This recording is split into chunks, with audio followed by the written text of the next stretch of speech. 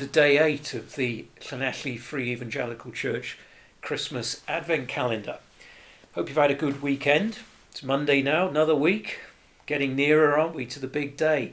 How are your preparations going? You got everything organised? Are you one of those people? Loads of lists, start planning in September, all sorted by the end of October? Or are you more likely like the rest of us, where it's all a little bit ad hoc, not least of which with a fair bit of panic, and you're just trying to get everything done in time? Preparations are important, aren't they? To make sure that the things go well and that we have them just as we want them to.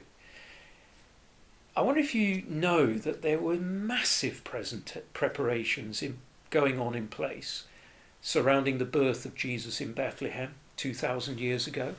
It's not something that just suddenly erupts on the pages of the New Testament Gospels of Matthew, Mark, Luke and John. But there have been preparations going on for thousands of years.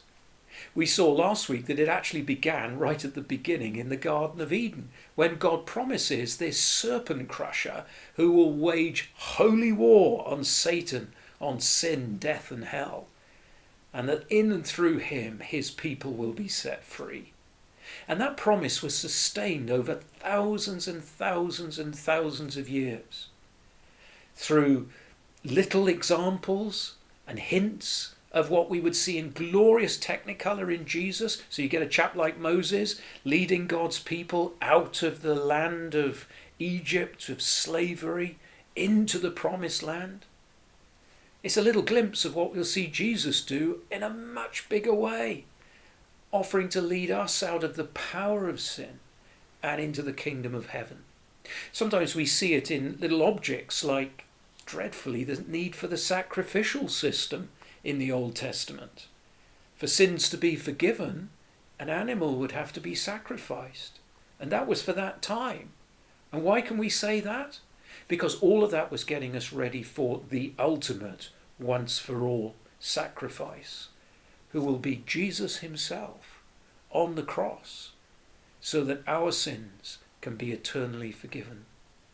And then there are the words of the prophets, and we see them in all sorts of places in what we know as the Old Testament, getting God's people ready for the coming into the world of the Messiah, the one who will make all things new, and the one who will bring the final great pushback and destruction of Satan's power. All of this is a reminder that his coming is not something haphazard and sudden, but his coming has been carefully planned, sustained through the ages, and then eventually delivered in Bethlehem. And this presents you and me with one big message. God really does care and is passionately committed. He's not asleep at the helm, but his focus is on his people, on people like you and me who call out to him in faith. He is absolutely committed to the business of rescuing helpless human beings from their despair, from their fear, and from their sin. We've been saying as we've been going along that we've got some copies of this book called Christmas Playlist, 4 songs that bring you to the heart of Christmas. Those 4 songs are found in the New Testament. And if you would like a copy of something to read over Christmas that explains more clearly why Jesus was born, we'd love to send you one of these for free. Just drop us a line at info@lfec.org and give us your address. We'll pop it in an envelope, send it to you.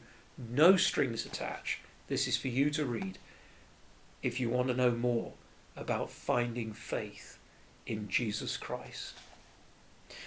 Well, we trust you have a good day. If you're enjoying these Advent calendar sessions, let your friends know. Like us, share us on Facebook, and God willing, I'll see you tomorrow.